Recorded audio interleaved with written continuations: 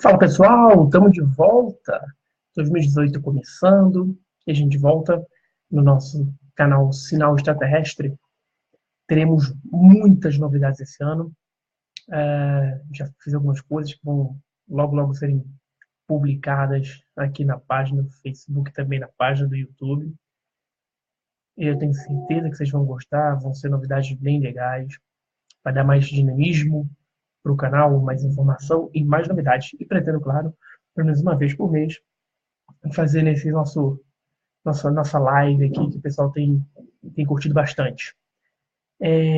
Como vocês falaram, como eu divulguei, o tema desse nosso primeiro Hangout de 2018 vai ser UFOs Segredos Governamentais. Por que esse tema? Esse tema veio à tona no final do ano passado, no início desse ano, quando a gente teve aquela divulgação de informações do Pentágono, né, que o Pentágono tinha um programa secreto que consumiu 22 milhões de dólares durante 7 anos, vamos assim dizer, 5 anos, e o chefe desse projeto veio ao público e relatou, inclusive, divulgando um vídeo interessantíssimo, um vídeo de um objeto voador identificado, que muita gente tentou dizer que poderia ser uma controvérsia muito grande, né? Muita gente dizendo que seria armação, muita gente dizendo que seria um avião, um espião, um avião de treinamento, mas a verdade é que esses segredos mostram mais uma vez que os governos têm interesse em ufologia e melhor, não vou dizer pior, e melhor, eles continuam investigando. O pior é que eles não divulgam, isso são programas secretos que vêm muito a calhar com o nosso tema, que são UFOs segredos governamentais. O que são os segredos governamentais? Segredos governamentais é tudo isso que envolve ufologia dentro dos governos, dentro dos meios militares, das agências de inteligência e segurança. Por exemplo, no Brasil nós tivemos a Operação Prato, que foi o segredo, né, durante um bom tempo, da grande mídia. Nos Estados Unidos nós tivemos vários projetos secretos. Tivemos o Blue Book, que não era secreto, nós tivemos o Sign, tivemos o Moondust, tivemos o Grudge, que eram projetos para investigar a ufologia, obviamente para dar uma satisfação para a sociedade, mas ao mesmo tempo buscavam colher informações para o governo. E tudo isso foi a partir de Roswell, com a queda do disco voador em Roswell, do objeto voador identificado, objeto extraterrestre. Roswell ficou foi dado pontapé nisso tudo. Então, hoje, os governos pesquisam ufologia. O que vocês acham? O governo brasileiro pesquisa secretamente, o governo americano, o inglês e o francês? Será que o governo inglês ainda pesquisa? Nós tivemos o Nick Pope, que foi o responsável por isso dentro do governo. Ele foi responsável por investigar isso aí. Hoje, ele ainda fala que existe documentos que não foram liberados e afirma que o governo continua pesquisando. O que vocês acham? Quais são os segredos governamentais? O Brasil tem segredos governamentais? O Brasil investiga secretamente os OVNIs? Algum país da América do Sul faz isso? Enquanto vocês pensam nas perguntas aí, vou dando um olá para quem entrou. Vamos lá. A Laura. Boa noite, Laura. Engrenagem Trick, boa noite. Ana Moraes. Leila Urgal. Ana Moraes de Aracaju, em Sergipe. Sônia Regina, o Juan Fielder, a Esther Bright, boa noite a todo mundo que tem acompanhado o nosso canal. Como eu estava dizendo, faço só as perguntas, já o Leandro também acabou de entrar. Quando a gente fala em segredos governamentais, o que vem à cabeça para a gente são desculpas, né? Desculpas do governo para não explicar um fenômeno que é presente, que é atual e que é rotina do nosso dia a dia. eu penso, eu dou um exemplo muito, muito interessante disso, que existem ainda, aqui no Brasil, documentos que não foram liberados. Por que eu digo isso? No final da vida do meu pai, ele chegou a trabalhar no Serviço Secreto Aeronáutico, o A2, no terceiro comando do Rio de Janeiro. E depois de muito insistir, muito, muito, muito insistir, eu consegui com que ele mostrasse para mim o que tinha lá no A2 sobre ufologia. E o que tinha eram documentos, muitos documentos, sobre avistamentos, sobre contatos, sobre relatos de pilotos que tiveram experiências com objetos voadores não identificados, mas mais do que isso, é, tinham imagens, fotos e desenhos. E um desses desenhos, eu me lembro vividamente, era como se fosse alguém tivesse tirado uma foto de um objeto na cabine do avião.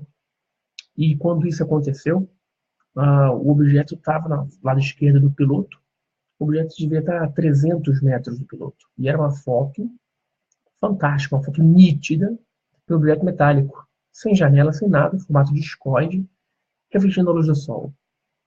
E essa foto, esse relato, porque meu pai não deixou eu copiar, né, porque não tinha celular. Na década de 90, início da década de 90, não existia celular. Meu pai não deixou tirar cópias, mas deixou eu copiar à mão. E eu copiei muito de cada mão, e esse eu não copiei porque era muito comprido, era extenso, era uma investigação grande. Mas eu lembro que a documentação dele tinha sido feita, a investigação tinha sido pela náutica, e tinham vários documentos nisso. Então, e essa foto e esses documentos jamais foram liberados até hoje. Nós temos mais de 5 mil páginas de documentos que foram liberados graças à campanha UFO Liberdade de Informação Já, da revista UFO. Começou lá na década de 90, 1997, e começou isso. Então, essa campanha logrou êxito, logra êxito até hoje, porque muitos documentos ainda são liberados, não todos. Alguns mais importantes permanecem arquivados, mas continuam logrando êxito e continuam nos entregando muitos documentos. E esses documentos que eu vi nunca foram liberados. Mas quando a gente fala de segredos governamentais, eu quero a opinião de vocês. O que vocês acham que são segredos governamentais? Vocês acham que são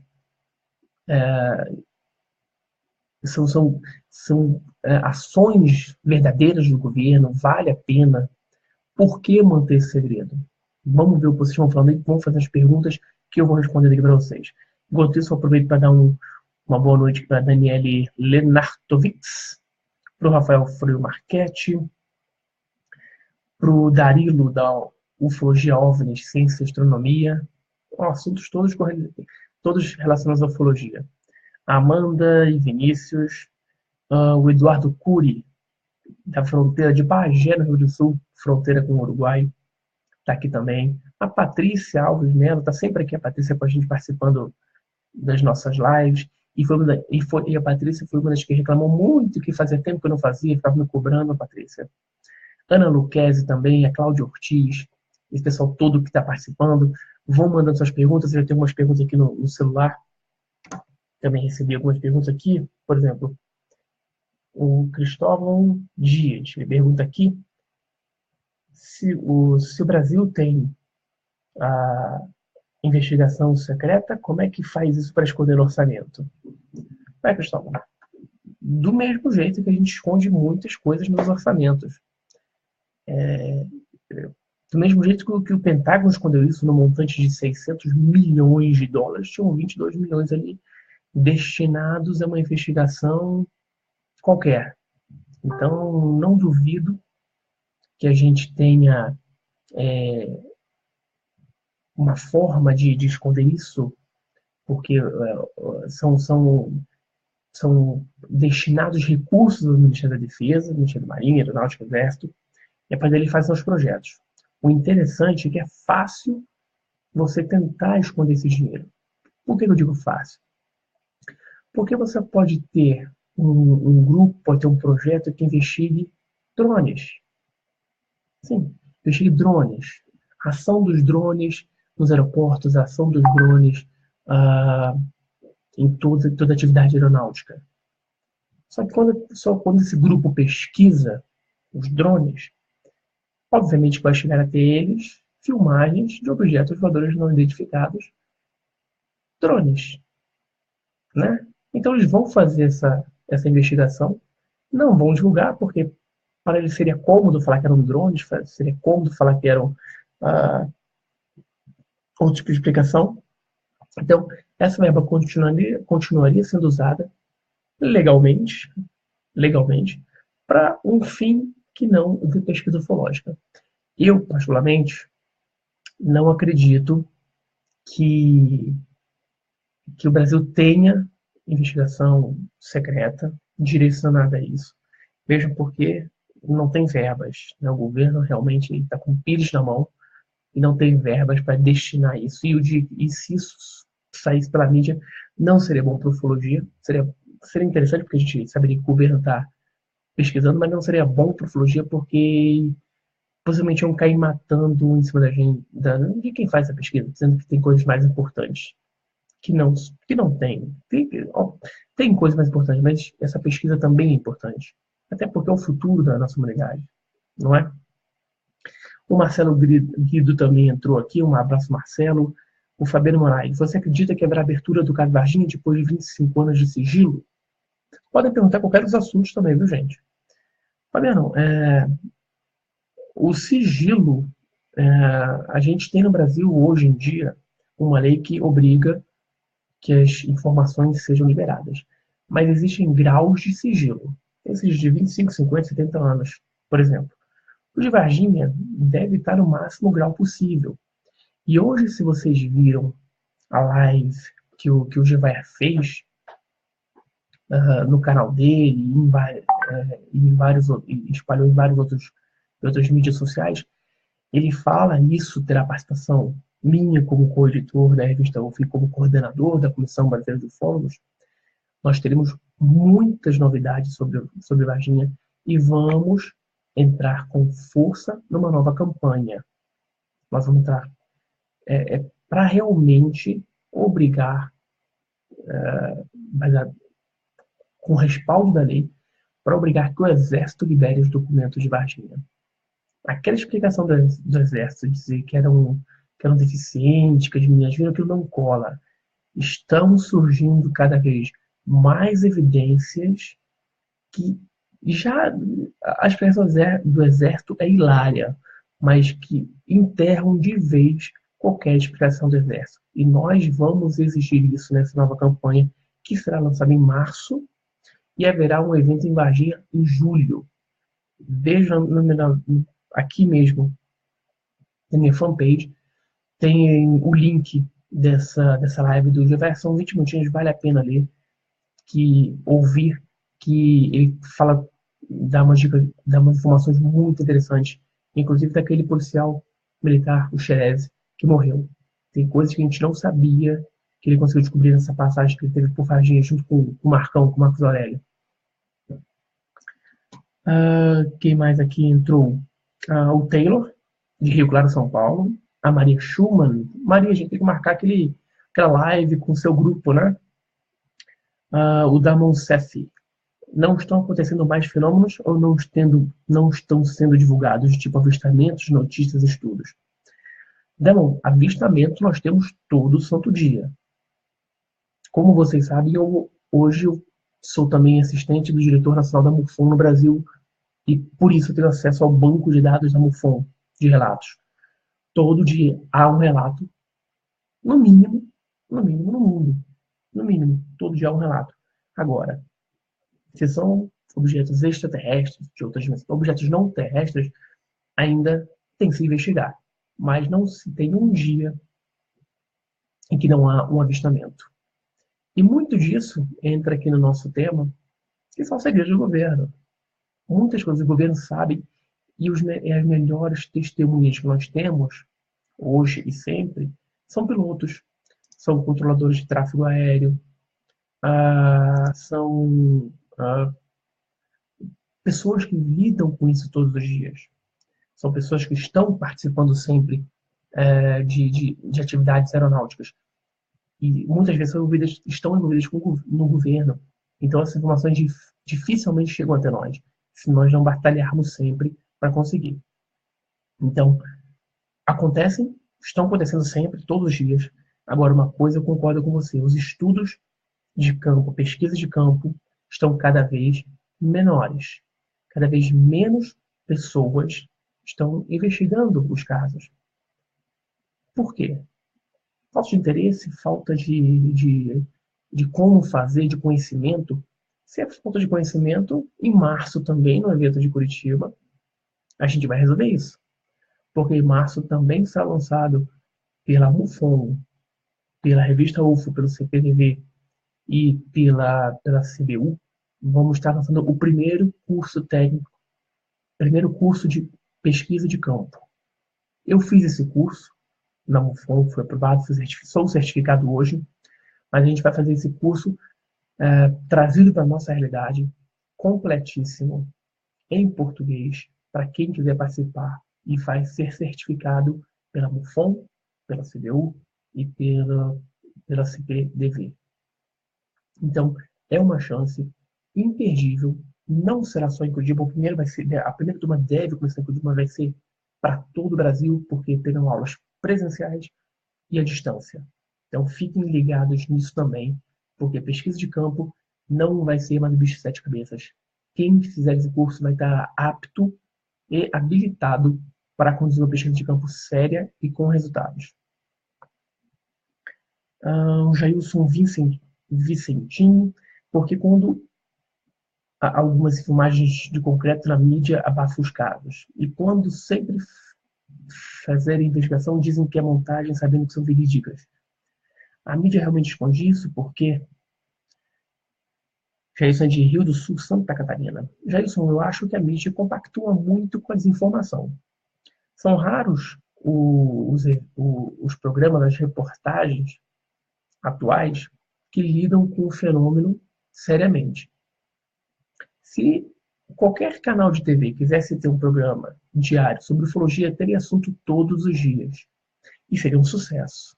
Eu garanto que seria um sucesso. Então, se alguém tiver que contratar a Globo, a Record, peça a sugestão, um programa de ufologia, 1 hora diária, seria um sucesso, porque todo mundo gosta do assunto. Até quem não acredita, gosta do assunto porque acha interessante. Então, a mídia, vamos assim dizer, ela compactua com a desinformação por não dar o espaço devido, e quando esse espaço é dado, na maioria das vezes, ele é feito de forma ridicularizada. Né? São poucos as reportagens, a gente pode dizer que a reportagem que o canal History, o Discovery Channel, o Net Geographic, fazem um trabalho muito legal, fazem um trabalho sério, mas aí a gente vê também programas de rádio, programas de TV aqui no Brasil, que convidam ufólogos e fazem chacota, mesmo sendo um programa de comédia. Eu evito ir nesse tipo de programa. Os programas que eu vou de TV e de rádio são programas que eu já aviso, eu vou tratar seriamente do assunto. Se começar a falar, a fazer brincadeiras acima do normal, eu saio da entrevista. Então, eu creio sim que a mídia ela ajuda nessa desinformação. O porquê disso? Mas pelo simples fato de que os meios de comunicação não acreditam que esse assunto seja relevante. Muito pelo contrário. O dia que a gente tiver realmente um contato definitivo, eles vão ver o quanto isso era importante e vão ter que se desculpar com toda a sociedade. A Sônia Regina Martins, os homens de preto chegaram a atuar no caso Varginha? Olha, Sônia, homens de preto não. Eram homens de azul mesmo. Eram homens de azul, desculpa. Homens de verde. Eram oficiais e agentes do exército, atuaram para subornar testemunhas a não relatar o que sabiam e também para ameaçá-las. Muitas das testemunhas principais foram ameaçadas e foram subornadas. Tentativa de suborno. Nenhuma aceitou, mas algumas se calaram. E a gente vai encorajar. E o Marcos Aurélio Marcão, do GEUPS, ele está trabalhando fortemente nisso. Ele está conduzindo essas pesquisas para descobrir as testemunhas e fazer com que elas venham relatar o que presenciaram. O Alisson, boa noite, Thiago. Não estava conseguindo entrar, ainda bem que deu certo. Bom, Alisson, seja bem-vindo, amigo. Bruna Sarracini. E quanto àquele pouso em Peruíbe final do ano passado? Bruna, excelente pergunta. E aqui eu não tenho problema nenhum em falar. Estou aguardando realmente aí também o Marcos e também o nosso colega Saga a enviarem para a gente as conclusões finais. Estamos esperando. Deu-se muita repercussão ao caso. Muitos aspectos foram muito interessantes, mas a gente quer o laudo final, a conclusão final. Então, eu cobro até ao vivo aqui e pessoalmente para os meus colegas que dê um posicionamento de como está o andamento dessa investigação, se já terminou e se não terminou, até onde nós estamos e o que falta para ser concluído. A Amanda aqui falando, governos políticos escondem informação devido a interesses próprios. Isso falando de grandes potências políticas, Estados Unidos, Rússia, agora China. Digo que também há interesses religiosos, mas o que gira os interesses políticos é o dinheiro. Concordo. Também eles não têm todo o conhecimento exato. A opinião da Amanda e do Vinícius, né? Tem uma conta junto aqui. Eu também concordo, o Amanda e Vinícius, que tudo gira em torno de dinheiro e poder. Então, não seria plausível uma grande potência dividir com outras, por exemplo, a descoberta de como esses objetos voam, a propulsão, o meio de locomoção deles. Porque quem tiver essa informação, certamente vai ter tecnologia para conquistar qualquer outro país. Vai ter uma tecnologia ultra avançada que nenhum outro país detém e vai poder, de qualquer forma, controlar o espaço aéreo, vamos assim dizer. Então, concordo contigo. A Patrícia perguntando, lá na MUFON tem alguma coisa relacionada ao caso Varginha? Não. Lá na MUFON não tem, não. Mas vai ter, no livro que eu estou escrevendo, meu primeiro livro que vai sair em inglês, deve sair desse ano, eu vou falar dos maiores casos brasileiros mais conhecidos e também de casos não conhecidos lá fora. Além disso, vou falar muito de Varginha, muito da Operação Prato e muito da Noite dos OVNIs, dos agroglifos brasileiros. Isso tudo vai estar no livro em inglês, que vai ser publicado na Inglaterra, pela editora Flying Disc Press, do Philip Mantle. Então, já estou do meio para o final do livro, já tem mais de 300 páginas, eu creio que vai chegar quase 400, quase 500 páginas, vai ser uma bíblia, mas vai mostrar a ufologia no Brasil como jamais foi mostrada antes lá fora. São informações fantásticas e vai ter Varginha. E tenho certeza que esse livro vai chegar na MUFON também, vai chegar lá fora, o pessoal vai ler. O Fabiano falando que a gente precisa fazer um evento em Santa Catarina, também acho, Fabiano. Também acho. Faremos, quem sabe. Amanda, pergunta o que você acha sobre as múmias ginásticas que estão sendo nas redes sociais, que é uma farsa do Maussan e da equipe desse milênio. Qual a sua opinião? Amanda, eu conheço o Maussan, eu já entrevistei ele naquela outra, naquele outro evento de múmia também, né? Quase 2 anos atrás. Eu entrevistei, eu conversei com ele. E realmente a minha opinião é que, de novo, ele tenta acertar, mas ele é um jornalista e um pesquisador. Então ele tem que dar notícia. Só que eu acho que... E ele se cerca de pessoas que dão a informação para ele. Só que eu não sei se essas pessoas são realmente as melhores ou são as que realmente quiseram fazer parte disso, porque é difícil um cientista, um profissional, se envolver em ufologia. Isso é muito difícil. Então, eu acho que, mais uma vez, o Maussan meteu os pés pelas mãos. Gosto muito dele, faz um trabalho fantástico, divulga ufologia como poucos, mas ele dá 2 tiros na água, acerta, dá 5 tiros, dois vão na água, vamos assim dizer. Laci Carvalho, avistamentos de jovens em Quixadá é algo que não se espanta, pois grande parte dos moradores já relataram terem visto descobridores, luzes no céu e até mesmo terem tido contato com seres de outros planetas. A cidade conta, inclusive, com um projeto de construir um discoporto, um aeroporto para naves espaciais. Laci, isso é verdade. Quixadá, no interior lá do Ceará, é um dos lugares com maior incidência de avistamentos no Brasil. O interior do Nordeste, para o torno de Minas Gerais, no Sudeste, e do Ceará, no Nordeste, são hotspots, são lugares de intensa atividade ufológica, tanto intensas que a maioria da população nem se preocupa mais com o que vê no céu. Agora, construir um desconforto não precisa. Eles não precisam de desconforto, eles pousam em qualquer lugar, eles têm essa tecnologia de não precisar de pista para decolar ou para pousar. Eles pousam da forma que estiver. Então, guarda o dinheiro público para outra coisa.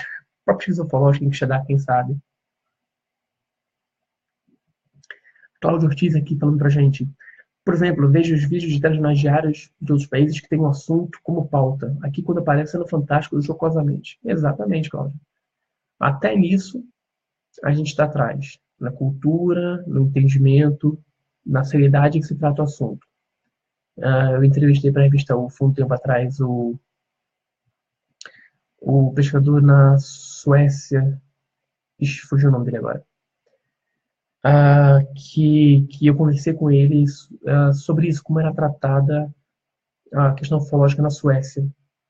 E ele falou para mim, Thiago, aqui, como qualquer notícia, tratam seriamente, ainda mais porque ele tem um trabalho de mais de 40 anos na pesquisa ufológica, é o Klaas Svan,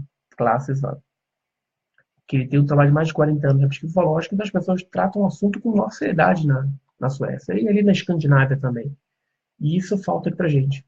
Quando vem alguma coisa assim, raramente é levado a sério.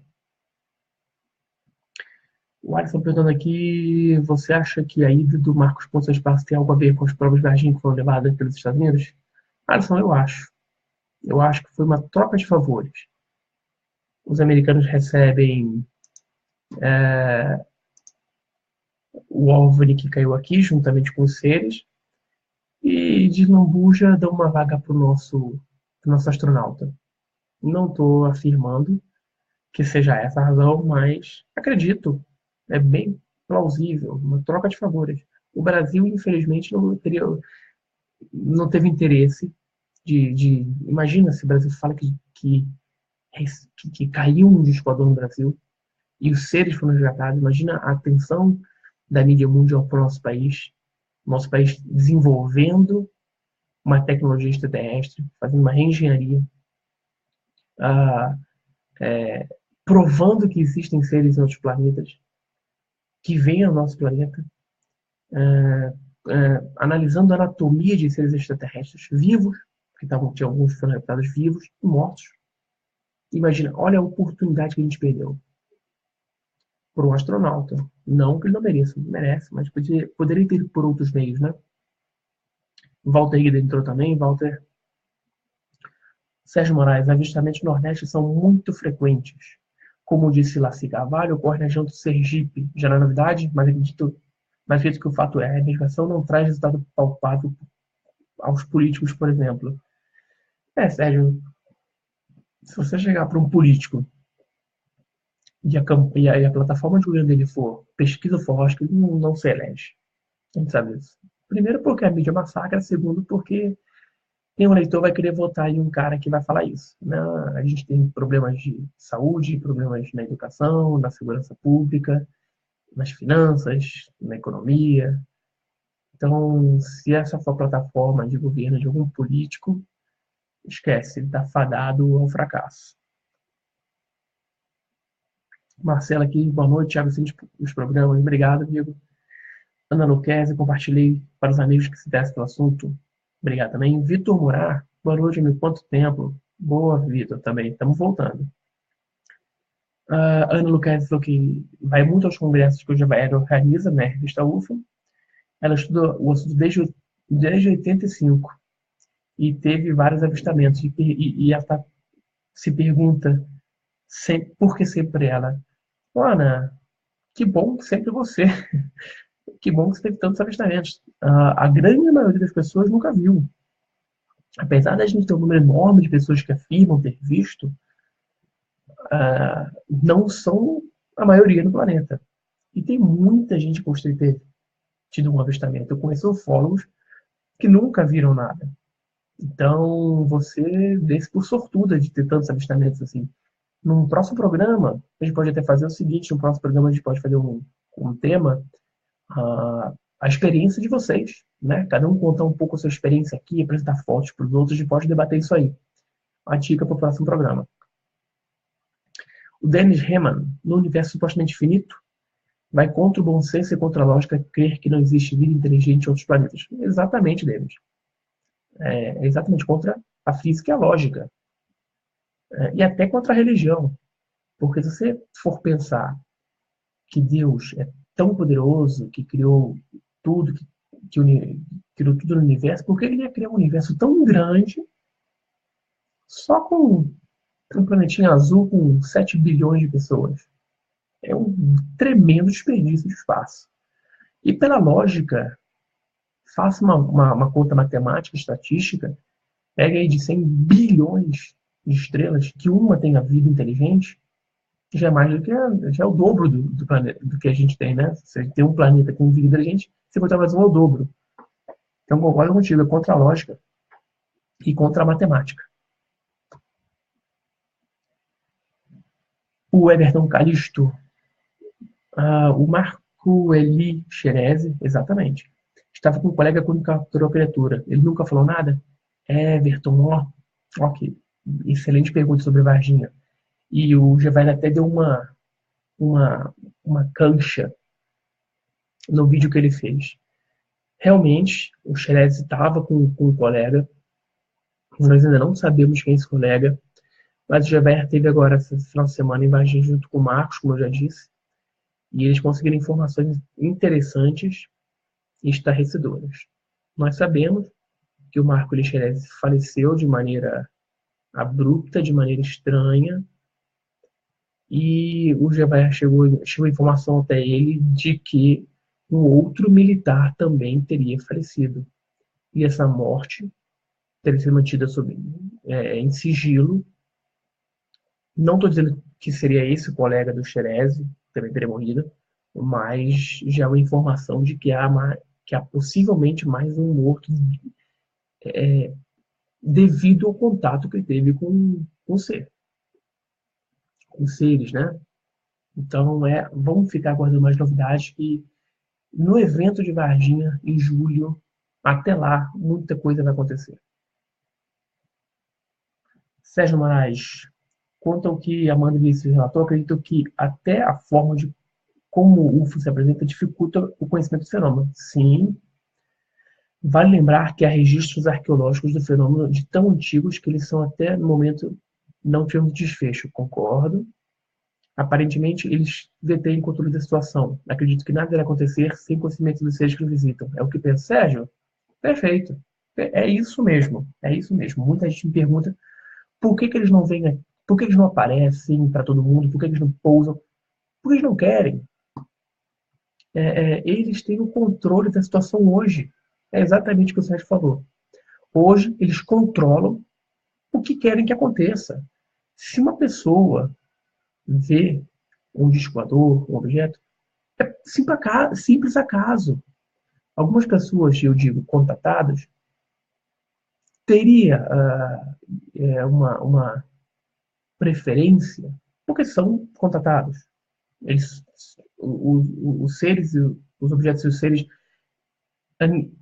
encontram essa pessoa porque tem outra razão. Mas eles controlam a situação. Eles vão aparecer quando quiserem, como quiserem, da forma que quiserem, para quem eles quiserem. Isso é, causa um certo medo para nós, né, nós humanos, porque aqui no nosso planeta a gente consegue prever quase tudo, a gente consegue controlar quase todas as situações, a gente só não consegue controlar a mãe natureza.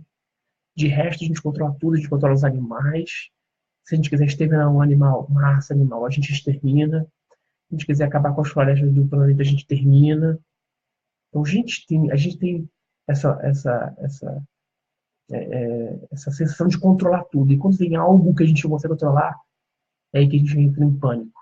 E deve ser também uma das causas do porquê não se fala abertamente que a gente é visitado por seres extraterrestres. Imagina as pessoas que têm essa sensação de poder controlar tudo, vêm-se na posição de não poder controlar isso.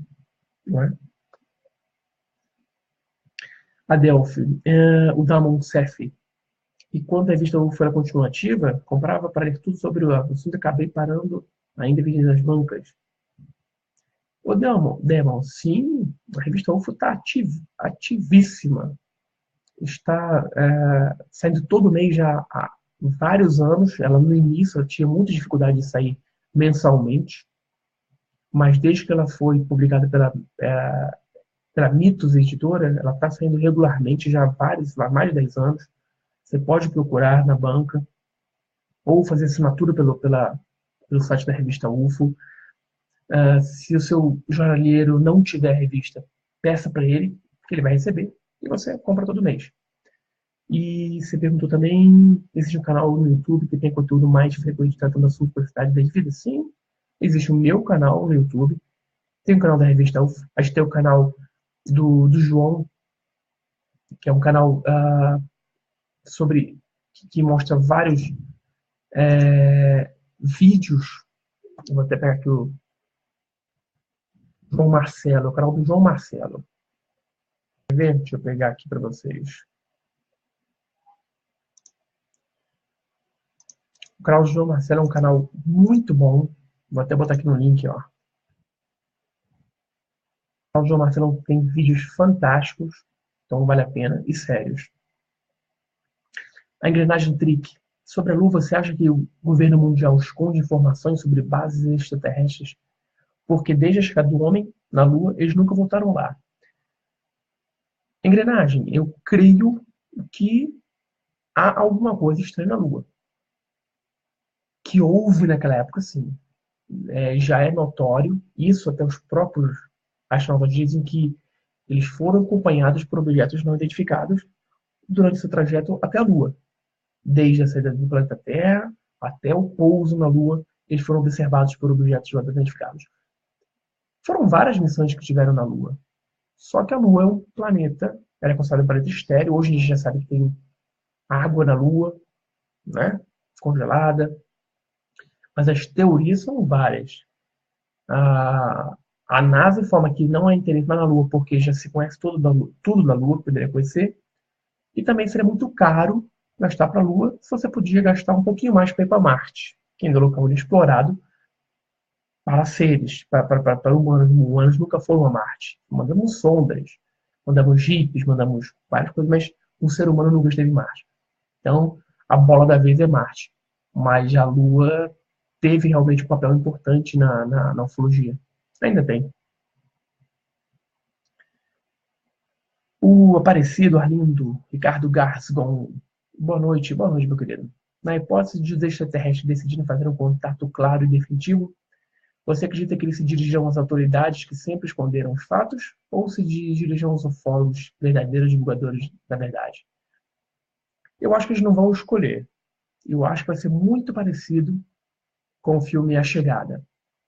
Eles vão simplesmente parar em algum lugar, ou descer ou pousar em algum lugar, e dali vai começar a se tratar uma conversa. Só que se você tem um disco pousado ou sobrevoando algum lugar, obviamente que as Forças Armadas, as forças de segurança vão isolar aquela área, vão tomar conta da situação, e não será necessariamente o ufólogo que vai tratar disso.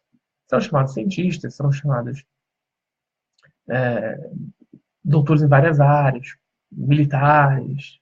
Aqui é bem capaz de ter uma comitiva de deputados e senadores aqui em Brasília para ir falar em nome do povo brasileiro, se um desses seres e seu desfilador pousar aqui na esplanada. Então, não creio que os ufólogos serão os, os detentores da palavra nisso, não. Os governos vão certamente tomar conta e à frente de tudo isso. Joana Pérez entrou. Olá, Joana.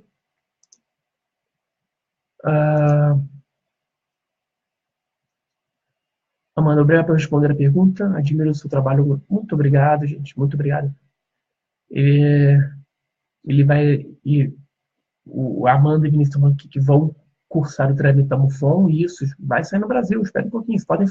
Quem quiser fazer, eu já tenho no Brasil antigo. Vou refazer para. Vou refazer, não. Vou renovar, vou atualizar aqui com esse curso no Brasil, mas já tem da MUFON. Quem quiser fazer da MUFON, entre no site da MUFON, tá aqui, ó, www.mufon.com.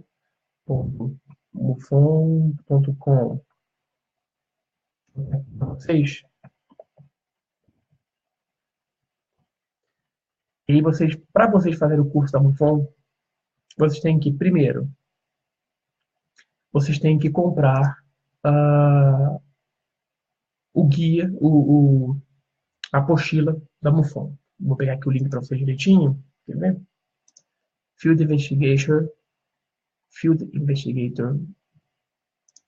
Aqui. Vocês têm que comprar esse manual aqui, ó. Estou mandando aqui, ó, o link para vocês. Uma vez que você compra esse manual, você vai receber uma senha e login para você se cadastrar na MUFON University. E você vai estudar o manual e vai fazer a prova. Você tem 3 chances para passar a prova.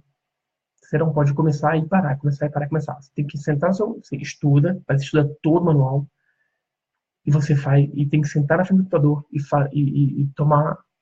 fazer o teste de uma vez só. Não pode parar. Se você errar 3 vezes, tem que esperar 6 meses para tentar de novo. Aí pode tentar de novo mais uma vez sem pagar. Dinei Zordão, opa, amigo, quanto tempo? Fabiano Moraes perguntando se acredita que haverá uma abertura mundial nos próximos anos ou somente saberemos caso os próprios extraterrestres entrem em contato formal. Foi o que a gente falou antes com o Sérgio, Fabiano. Eles controlam a situação. Eles vão decidir quando vão aparecer. A abertura mundial, e eu acho que está acontecendo aos poucos, porque regularmente a gente tem informações de que a NASA ou uma agência espacial descobriu planetas que podem ter vida como a Terra, descobriram galáxias que podem ter planetas habitáveis. Então, aos pouquinhos, acho que essa informação está sendo jogada para o grande público para começar a se acostumar com a ideia, porque num determinado momento ou esse contato vai acontecer se eles quiserem, ou vai haver uma abertura e eles vão falar realmente seres de outros planetas têm visitado o nosso planeta. Então, nós descobrimos um planeta que existe vida. Então, eu acho que essa abertura vai ocorrer. Quando? Muito difícil de falar ainda. Muito difícil mesmo. A Mariana chamando um Thiago grata pela saudação. Pergunta: supondo que os militares brasileiros reconheçam o contrato com alienígenas e a vida extraterrestre, na tua opinião, o que mudaria na vida dos brasileiros?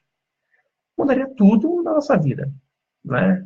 Inclusive isso aqui, gente, vai ser esse tema, assim, o que acontece no dia seguinte, vai ser tema da minha palestra, que eu vou apresentar agora em março, de 16 a 18, em março, em Curitiba, no 22º Congresso Brasileiro de Ufologia. Vai ser o tema da minha palestra. O que muda, Mariana? Muda tudo, porque no momento que a gente confirma que existe um contato com os alienígenas, que eles estão visitando nosso planeta, a gente vai ter que repensar a história, vai ter que repensar a religião, vai ter que repensar a economia, vai ter que repensar a sociedade como um todo, vai ter que repensar tudo que se possa imaginar, matemática, física, química, biologia, a gente vai ter que repensar tudo. Porque de uma hora para outra a gente vai sair da nossa bolinha, nosso planeta, do universo. A gente vai ter que ter respostas para os nossos filhos que vão perguntar, papai, se existem seres dos planetas, eles podem nos atacar? Se existem seres dos planetas, desde quando eles estão aqui? Qual é a razão deles estarem aqui? Qual o objetivo deles? E a gente não tem essa resposta. Então vai mudar tudo na nossa vida. No brasileiro e de qualquer outro. Depois a vida vai entrando no seu ritmo normal. Obviamente vão ter algumas pessoas que não vão nem querer saber disso, vão continuar sua vida rotina. Mas a grande maioria vai ser noticiado o mundo inteiro isso. Então a grande maioria vai sofrer, toda, vai sofrer um grande impacto. Ana enlouquece, o Lucas estava sozinho. Ó, a Ana vai relatar para a gente no próximo programa, que a gente vai fazer um programa especial. Vocês falando comigo, eu lendo e vocês relatando o caso de vocês. Marilene Espíndola, boa noite. Marilene.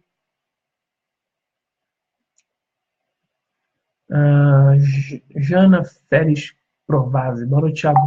É muito bom ouvir quem sabe o assunto. Obrigado, Jana. Obrigado mesmo. Acompanho há anos assuntos relacionados a UFOs, isso é o Dinei. E percebo que entre vários casos dito reais, com o passar do tempo, parece existir um certo cobertamento. Fazem a eles acreditarem esses tais fatos. Como eu vejo isso? Dinei, com o tempo, a gente vai realmente, muita gente vai deixando de acreditar em alguns casos ou vai esquecendo. E se isso não é renovado sempre, se esses casos não voltam à tona, mas com novidade, não é você ficar batendo no mesmo caso, sem ter novidade, só por contar. Isso está nos livros. Eu sou da tese que casos que não têm solução têm que ser revisitados. Por exemplo, o caso Varginha está sendo contínua investigação, mas a gente tem que rever, por exemplo, o caso. O Claudio reviu o caso Barra da Tijuca e comprovou que ele era falso. Grandes casos da ufologia nacional têm que ser revistos, casos que ocorreram na década de 50, 60, 70, 80. Tem que ser revistos, porque hoje a gente tem uma tecnologia grande que pode ajudar nesses casos. Então, a gente desacreditar, o tempo já faz isso. Se a gente não ficar sempre atento, o tempo já faz isso. O Vitor, em janeiro tivemos uma palestra e vigília na Serra da Beleza, com o Petit. Pô, ótimo. Por volta de 3 da manhã, o grupo teve avistamentos ufológicos. Olha, infelizmente eu tinha saído um pouco antes do acontecimento. Pô, Vitor, é a mesma coisa, você vai numa final de Campeonato Brasileiro, ou final de Libertadores com o seu time, aos 48, aí aos 40 do segundo tempo, seu time perdendo de 1-0, você vai embora para não pegar engarrafamento ou confusão na saída do estádio. Você vai embora, aí você está assim, né, descendo a escadaria do Maracanã, você vai, seu time empatou. Aí quando você corre para voltar pro lugar, seu time faz 2-1, você não viu o gol. Pô, não dá, cara, tem que ficar até o final. O Everton, sugestão, esse evento de Varginha não poderia ter um pay-per-view para quem não poderia? Everton, vai ter muita coisa. Assista o vídeo que está aí na minha fanpage do Jevaé, porque esse vídeo vai ser transmitido, os planos são, esse vídeo vai ser transmitido por telões, por toda a cidade e muito provavelmente pela internet também. São boas sugestões e novidades virão aí. O Sérgio, a pergunta do Aparecido traz uma questão interessante ao meu ver, pois podemos considerar que somos visitados por diversas civilizações. E aparentemente existem regras entre todas essas civilizações. Quem eles virão escolher para um contato, eu acredito que não seria nenhum representante político, mas as entidades detentoras do controle sobre as massas, por exemplo, a igreja. Sérgio, eu acho que eles não vão escolher. Eles vão simplesmente parar, pousar, ou ficar, e esperar alguém tentar um contato com eles. E quando esse alguém tentar um contato com eles, se for um país religioso, dos ayatolás, por exemplo, seria um ayatolá que vai lá falar. Mas se for, por exemplo, um americano, quem vai falar é o presidente dos Estados Unidos. Se for o Brasil, é o presidente brasileiro. Se for da Inglaterra, é o presidente da Inglaterra. O primeiro-ministro da Inglaterra. A rainha da Inglaterra. Né? Marcelo falando, existe alguma prova real dos Vimanas? Fases de 3 tipos. De acordo com a necessidade, são 3 tamanhos. Marcelo, prova real não. A gente tem relatos dos Vimanas, nos livros sagrados indianos, que são relatos assim, detalhados de como era feito uma Vimana. Então, é algo que você imagina como uma pessoa daquela época conseguia imaginar detalhes tão, tão, tão profundos de um objeto que voaria, que explodiria, que detonaria armas nucleares, né? Mas hoje em dia, prova real não temos. Vitório Pereira, gente, Vitório Pereira, eu sou fã desse cara. Teve ativamente a Operação Prato. Fez um evento agora, esse ano passado, em Colares. Levou o Javaé, levou um monte de gente para palestrar lá. Eu acredito que Colares tinha que se tornar um ponto turístico ufológico brasileiro, porque lá que aconteceu, em algumas cidades ao redor, mas principalmente Colares, que aconteceu muitos eventos da Operação Prato. E o Vitório Pereira é um batalhador. Ele está conseguindo mudar essa visão. E, Vitória, se Deus quiser esse ano, eu vou, hein? Eu vou mesmo. O Roberto Munhoz entrou, o Carole Muniz também, Raquel Ramalho, boa noite. Gilberto de Paula, você acredita que alguns dos países mais poderosos não querem perder esse status com a escala de seres? Claro, Gilberto. Mas mais do que perder o status, eles querem ganhar o status como amiguinho, como quem coopera com esses seres, ou até mesmo quem detém a tecnologia. Quem tiver tecnologia que esses objetos têm hoje, torna-se a potência, a maior potência do mundo, não é? Você tem o Fabiano perguntando aqui se eu tenho conhecimento se no caso dos abduzidos ou contatados, houve algum diálogo entre eles no sentido de passar alguma informação. Fabiano, os abduzidos, isso não ocorre. É muito raro isso ocorrer. De passar informação. Os abduzidos simplesmente são levados, é feito o que tem que ser feito com eles e são devolvidos. Já contatados, a grande parte deles sempre é mostrado o futuro do planeta, pedem que o planeta não tenha guerra, mostram o planeta como os desastres que aconteceram com o planeta se tivesse uma guerra, os desastres naturais. É um alerta. A grande maioria dos contactados sofre, recebe uma mensagem de alerta para cuidar do planeta, ou para propagar a paz mundial, ou para propagar a ideia desses seres que os contactaram. Jorge, boa noite, Jorge. O Alisson, Thiago, na sua opinião, a Operação Prato foi mesmo finalizada? Alisson, eu acredito que foi, mas não em 1977. A gente sabe que o próprio Iranger falou que ela teria sido oficialmente encerrada em 1978, quer dizer, teve um tempinho a mais, mas nós, ufólogos, acreditamos que ela continuou até 1982, quando teve uma outra grande onda ufológica no Brasil. Opa, aqui. Teve uma grande onda ufológica no Brasil, mas mantida por militares norte-americanos. É isso, essas informações que a gente tem que conseguir também na Operação Prato. Karine Finho Gida Sanches já voltou, Karine, de Portugal?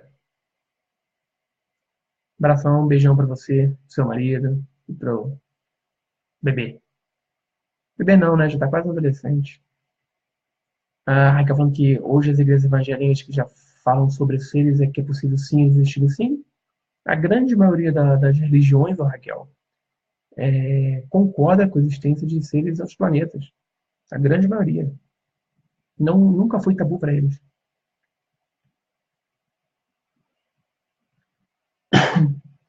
O Sérgio falando que se eles estão entre nós para preparar o contato no momento mais oportuno. Vai lembrar do caso Lins, em 68, verdade, que a senhora deu água, que uma senhora deu água a uma entidade que afirmou que é o seguinte, o caso de 1968, em Lins, está até no meu livro, eu esqueci o nome dessa senhora. Ela coordenava um hospício. Não, ela trabalhava no hospício, no manicômio. Então ela viu um ser muito belo, era feminino, loiro de olhos claros, que pediu um copo d'água E ela deu um copo d'água para a pessoa. Achou até que fosse um interno, mas não era. Conversou algumas palavras, pouca coisa, e essa entidade deu a volta na casinha e, de repente, um objeto voador não identificado, uma luz muito forte, redonda, e disparou. Esse caso é muito interessante. Foi pesquisado pelo Cicoane, pelo Investigação da Aeronáutica, com fotos e tudo mais, e é um caso muito legal, que vai estar no meu livro em inglês também. Carol chegou agora, beleza, meu querido. O Dino falando que alguns ufólogos dizem que a maioria dos extraterrestres não creem em um criado. Como você vê isso? Não entendi, não creem em um criado. Ah, você vê que nós somos os criados deles. Seria isso, eles serão os patrões e nós os criados. Não, eu não vejo a gente como criado, eu vejo a gente mais como ratos de laboratório. Roberto perguntando, é verdade que você tentou contatar o Pactinho 2 ou 3 vezes, inclusive até no endereço dele? Por que não tentar novamente? Seria fantástico aparecer no fórum de Varginha. Roberto, é verdade. Verdade. Não posso falar muito disso porque tem coisas para acontecer, mas é verdade. E se ele vai no fórum, acho um pouco difícil. Jorge, você acha que o que impede o contato conosco é todo esse caos que a Terra vive nesse momento? Lançamento de mísseis, isso afastou a possibilidade de um contato? Olha, Jorge, não creio que seja só essas razões, não. Eu creio que eles não queiram, primeiro. Eles têm alguma agenda deles que a gente não saiba. Mas também eu creio que a gente não alcançou um nível de evolução espiritual, intelectual, social, que até desse uma segurança para eles virem ao nosso planeta. Imagina, você acha que eles, vendo tudo isso que acontece no planeta, não ficam temerosos de pousar aqui e serem recebidos a bala, literalmente? A gente tem que pensar nisso também. Alisson Luiz, tem muitas perguntas. Alisson, olha, aqui no descritivo do vídeo, gente, tem meu e-mail. Quem quiser mandar perguntas para o meu e-mail, pode mandar o que quiser. Quem quiser comprar os livros, Queda de UFOs 2, Guia da Tipologia dos OVNIs, Arquivos UFO 1, volume 1 e volume 2, entre em contato comigo pelo e-mail também. O Guia da Tipologia dos Extraterrestres, ele está esgotado, mas já estou atualizando ele. Vai ser uma segunda edição agora em 2018, totalmente atualizada, revisada, com novos desenhos assim que vocês vão ficar impressionados com o detalhe e com a veracidade dos desenhos. Foi algo nunca feito antes, vocês vão se espantar.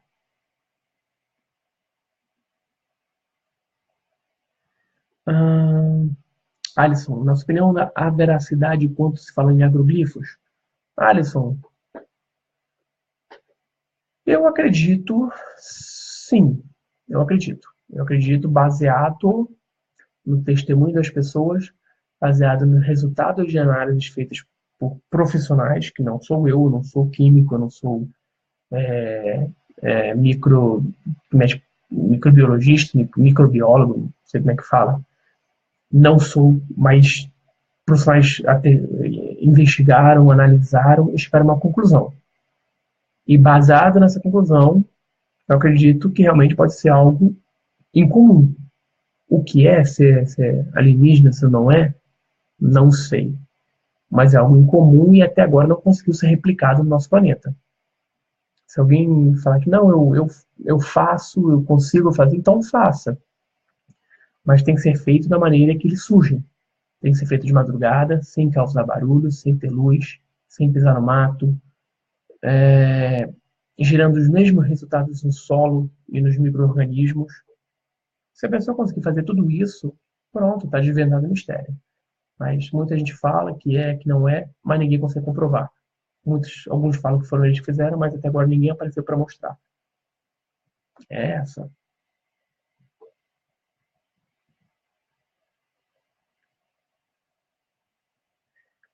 O Jorge falando que da Rita Lee, né? É a opinião da Rita Lee. Isso, Sérgio. O nome da senhora é Maria Sintra.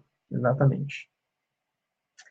O Gilberto perguntava a gente, na minha opinião, na sua opinião, eles não veem como seres inferiores que necessitam de uma ajuda para progredir? Ou continuarão? Eles não nos veem como seres inferiores? Não sei, Gilberto. Eu acho que eles têm que vir aqui fazer o que tem que fazer e vão embora, sinceramente. Pode perguntando aqui, avise quando será a nova edição do Guia da Tipologia dos Estéticos. Avisarei, com certeza. O Thiago, o Walter perguntando aqui, cita um caso mais recente que você tem conhecimento de contatados e que se tenha uma comprovação científica do caso. Walter, aqui não tem. Você não tem hoje em dia comprovação científica nenhuma de nenhum contatado. Isso não tem como. Você teve o caso Trasvolta, que foi abdução, todos os casos de contatados, você carece de uma comprovação científica. Você não tem como provar. Porque para você comprovar algo cientificamente, você tem que replicar aquele evento no laboratório, em algum lugar. Você tem que replicar exatamente aquilo. Hoje em dia, você não tem como replicar um contato com um contato extraterrestre com uma pessoa. Você não tem como replicar isso porque você não tem o material. Você não tem uma nave, você não tem um alienígena, você não tem nada disso. Então, não dá para se replicar. Seria muito interessante tentar levar o Pacatini. Também acho, Fabiano. Roberto, me fala um pouco daquelas estatuetas de GTs que você está divulgando. Achei muito legal a ideia, gostaria de comprar algumas. Seguinte, Roberto. Como vocês sabem, eu escrevi o livro Guia da Tipologia Extraterrestre. E me indicaram um artista que fazia umas miniaturas muito legais. Então eu entrei em contato com esse artista e pedi para ele fazer mais 5 estatuetas para mim, aleatórias. Eu escolhi 5 e mandei para ele. E ele fez e ficaram lindas. E a partir daí agora ele está sempre mandando para mim essas estatuetas dos seres do meu livro, são baseadas nos seres do meu livro. E o interessante é o seguinte, como eu estou escrevendo já a segunda edição, toda a correção do texto, atualizando ou revisão, e a atualização dos desenhos, eu já estou atualizando os desenhos para essas estatuetas. Então, essas estatuetas elas estão mais atualizadas do que o próprio livro. A segunda edição vai ser já com tudo atualizado, com os desenhos atualizados. Mas eu estou vendo caso por caso do meu livro, tipo por tipo do meu livro, de seres do meu livro. Estou verificando lá os desenhos que estão errados e as estatuetas já estão vindo. Quando esse livro for publicado, a segunda edição, eu vou fazer uma ampla divulgação do artista. Eu já pedi, inclusive, para ele criar uma página na internet, porque ele vai precisar, porque vai ter muito pedido, porque tem gente fora do Brasil também querendo. Então, assim que eu tiver, quando for publicada a segunda edição do livro Guia da Tipologia dos Extraterrestres, também vou informar o artista, como entrar em contato com ele e tudo mais, e cada um vai poder comprar quantas peças quiser. E são peças únicas, não são peças produzidas industrialmente. Ele produz uma por uma à mão. É um artesão, é um artista. E está ficando cada vez melhor. Eu já tenho, acho que tenho 25 aqui, são 72. Isso está dando quase divórcio aqui em casa. Eu quero comprar outra estante daquela aqui, ó, que está aqui atrás. Então, elas estão ali. Eu quero comprar outra estante, mas minha esposa não quer comprar, não. Então, tá difícil. Vamos negociar aqui. O Dinei perguntando aqui se seres de folclore têm alguma reação com a vida extraterrestres. Sim, Dinei. Grande parte do folclore brasileiro é baseado em avistamentos. Então, você vê isso em vários casos, principalmente o Antônio Faleiro escreve muito bem sobre isso, fez uma pesquisa excelente sobre isso, que ele relaciona a ufologia, os casos, com o folclore. O Alisson falou que já assistiu vários vídeos sobre a noite dos ovos, alguns afirmam seres ovos não terrestres, outros dizem ser de países mais envolvidos. Qual a minha opinião? Alisson, não eram dos países, eram objetos voadores não identificados com inteligência artificial e não terrestres. Ponto. Objetos com mais de 100 metros, com 30, 40 metros, objetos pequenos, grandes. que aceleravam a velocidades incríveis. Não existia nada na época, não existe nada hoje.